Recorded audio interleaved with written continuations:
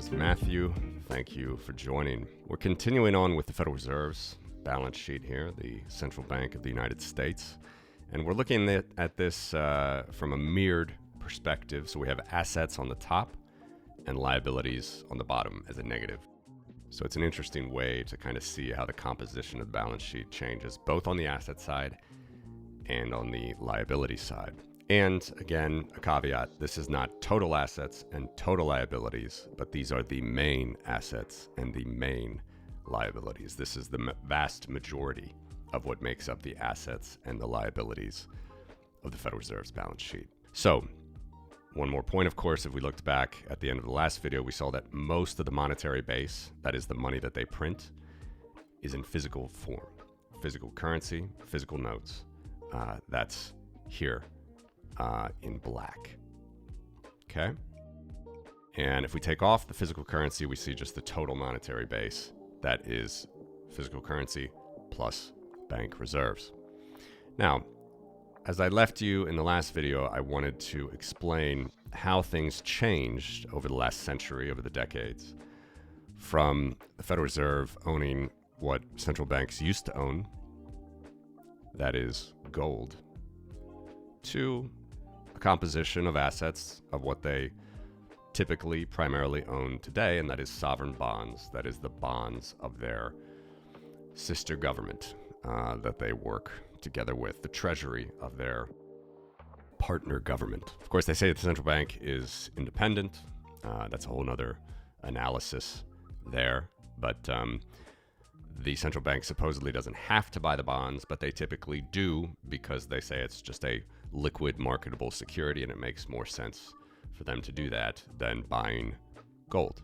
One more thing just to say is that, of course, we have central banks around the world like the Swiss National Bank, the Bank of Japan. They do buy things that are not only sovereign bonds, such as Facebook stock, Apple stock. They buy actually corporate stocks, and that has actually helped them. The accreting value of those stocks has helped their balance sheet position compared to central banks that just buy only sovereign bonds. But we'll leave that aside. Of course, in the back of your mind, you can also think about how there's another global asset that is neutral around the world, that is Bitcoin, and perhaps the composition of these assets can change in the future to not only being treasuries, but also Bitcoin. Nonetheless, I told you this was going to be about gold, and so it's going to be. So if we look back, let's go to the end of World War II, to the beginning of the Fed, almost the beginning, 1918. Remember, they opened their doors in 1914.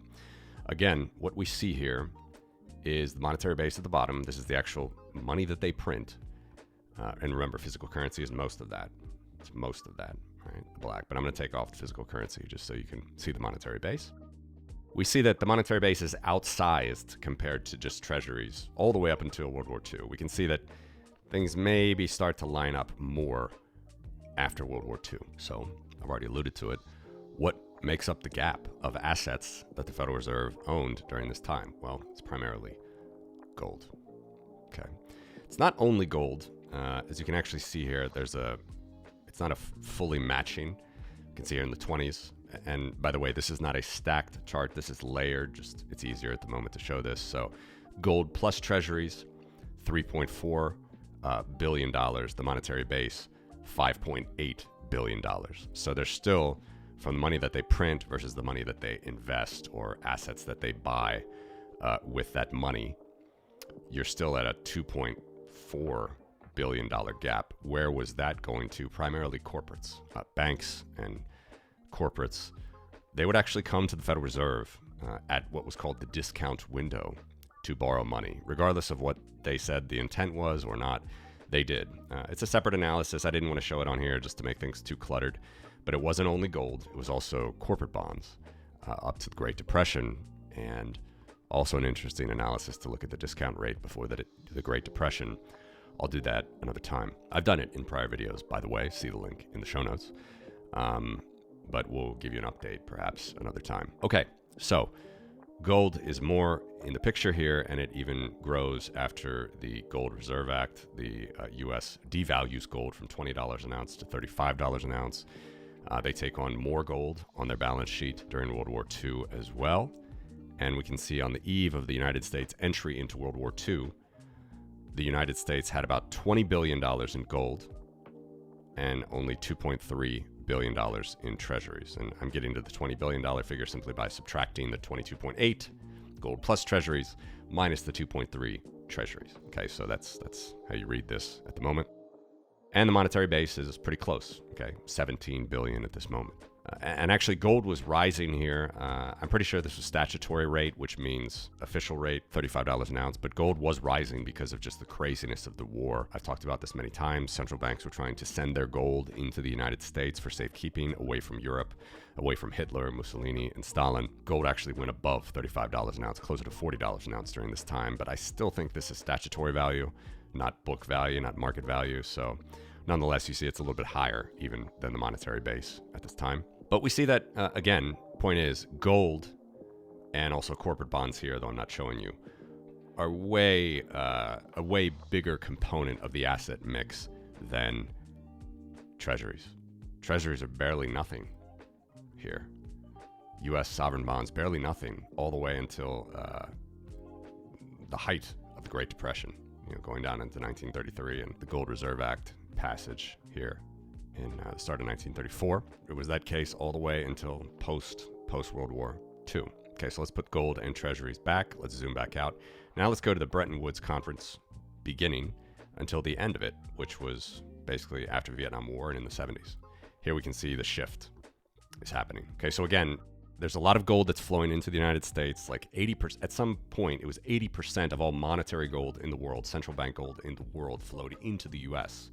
during World War II. That's not all shown here. That's earmarked. It was sitting at the Federal Reserve or in Fort Knox, different places. That's earmarked for other countries. This is just United States gold, okay? U.S. gold on the Federal Reserve's balance sheet.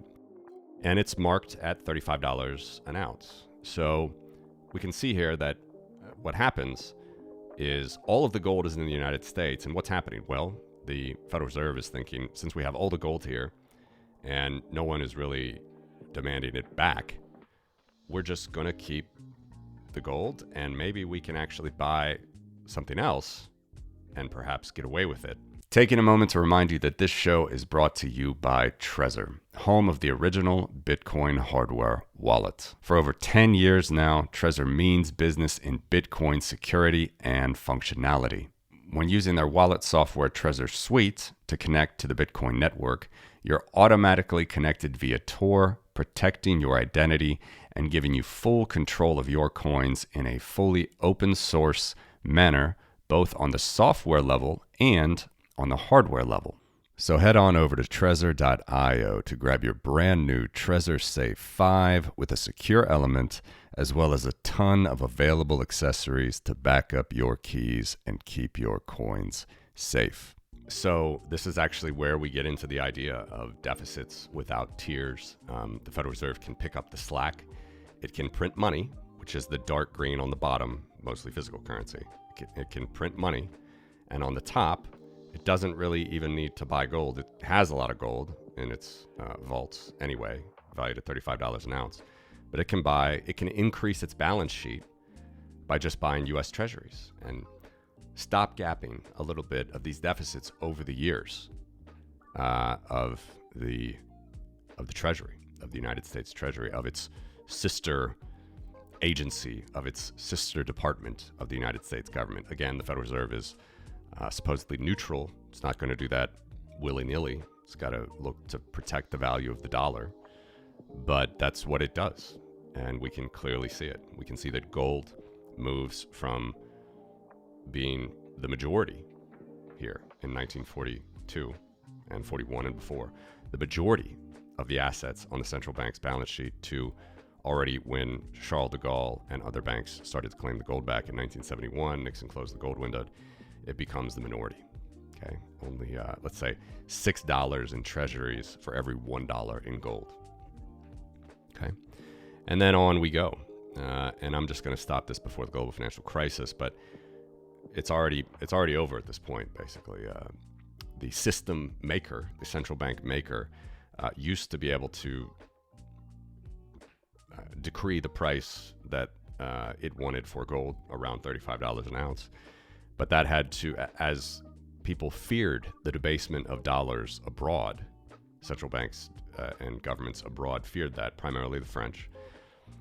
The US actually had to loosen the peg on gold in dollar terms, and it went from $35 an ounce to $38 an ounce, somewhere around here. And then when the Smithsonian Agreement finally ended in 1976, it went up to $42 an ounce, a price at which it still stands today, and which the United States government values its gold on the books today at that level, which they are doing here. So on the eve of the global financial crisis, the Federal Reserve had $785 billion worth of treasuries on its books as an asset, and gold was only $10 billion on top of that. And of course, this is valued at $42 an ounce. Gold at this moment actually was going to all-time highs again. I don't remember exactly. It might have been $500, $600 an ounce here. The nadir was 1999 at $200 an ounce, a little under $200 an ounce. So even here, the gold is undervalued on the Federal Reserve's books. Then, of course, we go out past the global financial crisis and we see the crazy things start to happen. We see the bank reserves take up a larger, in fact, majority portion of the monetary base. On the negative side there, on the bottom of this chart, you see the dark green is increasing. Okay, physical currency is becoming a minority of the monetary base, whereas it was always a vast majority. You see, again, that gold is a rounding error now. And it's interesting because this chart ends September 2024. If you looked, gold at this recording is about $2,600 per ounce. The United States government holds about 260 million ounces of gold still on its books, theoretically. It's a question whether it's actually there, but that's another topic. See GATA if you're interested in that, the Gold Antitrust Action Committee. Nonetheless, if you valued that mark to market, that gold, it's not an insignificant number. It'd be almost $700 billion today. But they don't mark that to market. They still keep the $42 an ounce. They like to keep the vast majority of assets on their books being these government treasuries. And that's where it is today. So there are a couple other things. You can see now the actual liabilities are outstripped by the assets, especially during COVID times. The difference here primarily is what's called the reverse repo facility. It's kind of like base money for money market funds for non-banks, institutions that cannot issue deposits, cannot issue credit. It's a lot for this. I didn't want to bring that in. So that's why you can see that, just for example here, October 2022, there's $8.3 trillion in assets, and the monetary base is only $5.3 trillion. There's a $3 trillion shortfall. You actually had the Treasury was getting a lot of printed cash directly to deal with this during the crisis. So the TGA account and money market funds were given liquidity, a spot to park their liquidity at the Federal Reserve, which had never been happened before at this scale. So that's why you even see assets outstripping the monetary base here. There's some nuance there to talk about, but nonetheless, this is still the monetary transmission mechanism. This is actually the printed money, and this dark green total as of September and 2024 for the US, $5.7 trillion. That's the amount that is monetary liquidity that can go into the banking system. And if the banks get their hands on any of these reserves or vault cash, they can use that as an asset to issue more credit. That doesn't happen with the reverse repo facility. But nonetheless, this is broad strokes. We can see treasuries, vast majority of the central bank's balance sheet, and we see the transition away from that post-World War II and until the gold standard ended in 1971. Hope that was an interesting primer on the transition of the Federal Reserve's balance sheet from holding gold to holding treasuries, and we'll see what this asset mix could look like in the future, especially in light of new interesting base money assets around the world, such as Bitcoin. Thanks for watching.